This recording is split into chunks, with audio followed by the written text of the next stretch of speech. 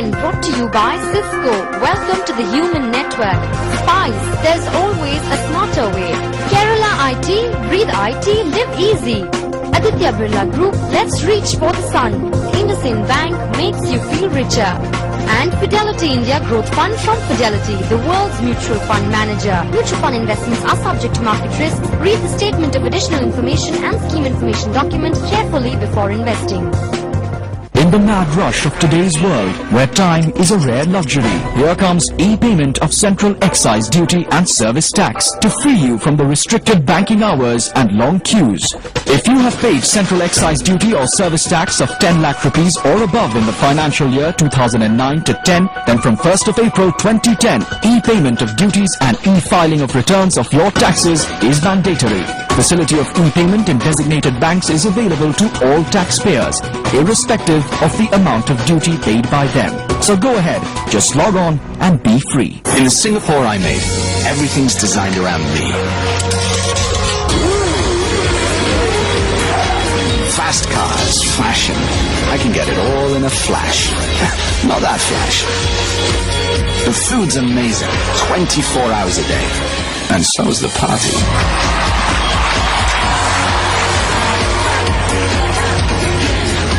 This is my Singapore.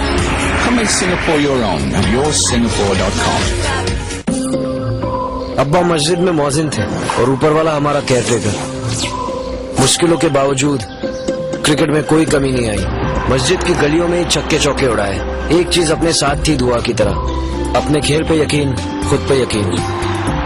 Surataki Kilo, Surataki Jail. Experience 5-star indulgence.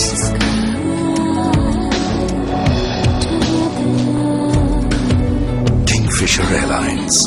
Fly 5-star. Now flying to 8 international destinations. Introducing the new air conditioner from Panasonic with e-ion purifying system, eco-petrol sensor, and inverter technology saving you up to 60% power. Panasonic inverter AC with eco-petrol. That's what I call a real star. Panasonic. Ideas for life. This is Network 18. And you are watching CNBC TV 18.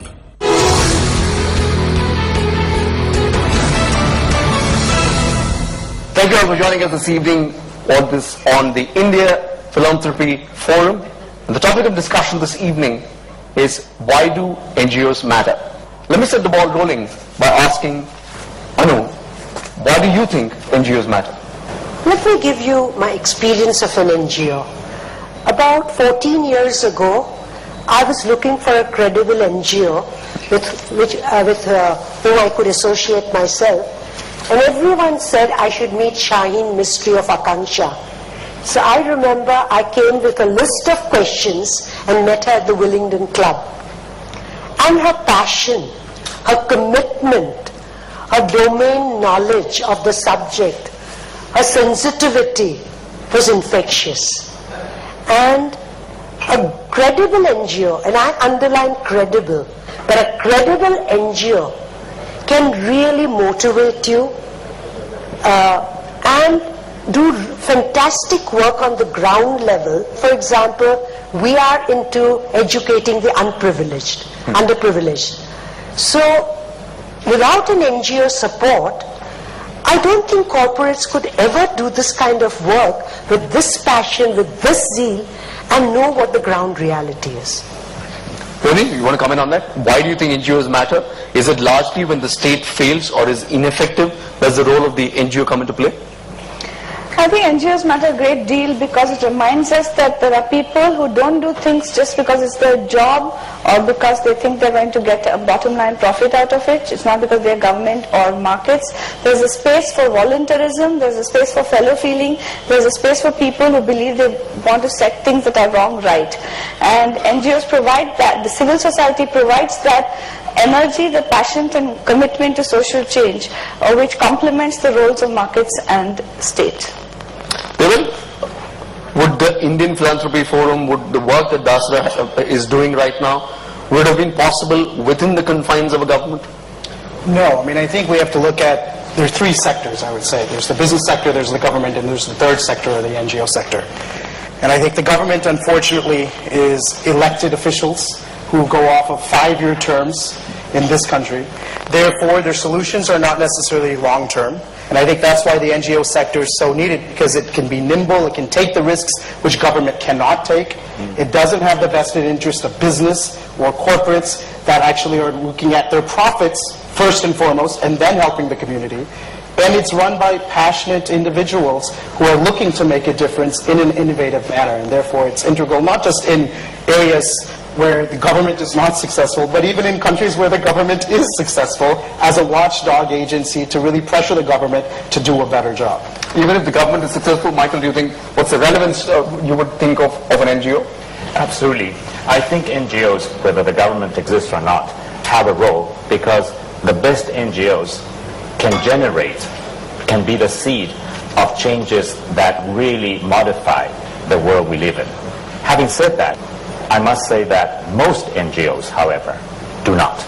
And so actually, having an effective NGO is, and understanding what makes an effective NGO is critical, because most of the money of philanthropy goes to waste. And it goes through organizations that do not. I run an NGO, and I tend to agree that there are also a lot of organisations out there that aren't particularly effective. I think 20 years ago there were 80,000 NGOs. Today in India there are 2.2 million NGOs in India, and there are 50 million more people living below the poverty line today than there were then. So there's obviously a question mark over effectiveness, and I'd absolutely agree with that. I think what is also really important, and why I started an NGO, was I felt that it was very important to provide access. You know, we talk a lot about NGOs being a bridge between civil society and the government, and I felt that what NGOs do is provide this fantastic access, perhaps for volunteering, perhaps for giving, but it allows people to become more active as a civil unit. I'm going to start on one point that every non-governmental organization faces is the question of funding.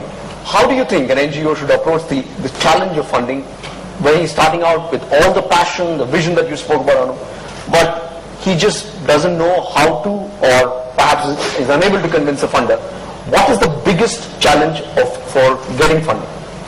I don't have an answer to this, but we started Teach for India, and all along we had a belief that the youth in India are not bothered about social issues, and they're not taking any active role in changing things. And when we had a structured, good offering, we saw so many youth applying, and we recruited 87 in the first year and 150 in the second year. What I'm saying is, I don't have the answer for NGO, but we think people will not give. We have an assumption. But if we have a viable idea, a program that fascinates people and they think we are making a difference, I think money will come. In Teach for India we are struggling, but Akanksha, we get it. In fact, because we get it regularly, people say this is a rich NGO, don't give any money to that. Correct. A well-run NGO is considered not a good NGO. Where was your mind? What are the problems that arise when you seek funding? Well, I think one of the biggest issues that organizations face, as you rightfully said, is they're run by passionate individuals who have been successful at changing the way communities act. But they necessarily don't have certain skills to scale the organization. They may not have business plans in place. They may not be strong at HR or accounts or other areas where most donors actually don't want to fund. They feel that that's management which is not necessary, when reality is everyone who's in this room knows that the management of an organization makes it successful. It's not the funds that they were able to raise.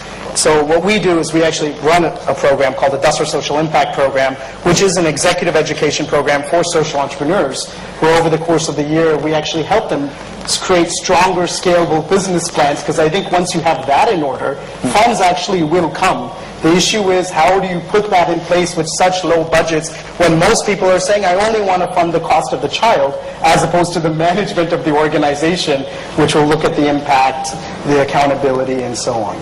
Matthew, you want to come in on this? The point is, you might have the passion, you might have the vision, but you may not have the structure, the skills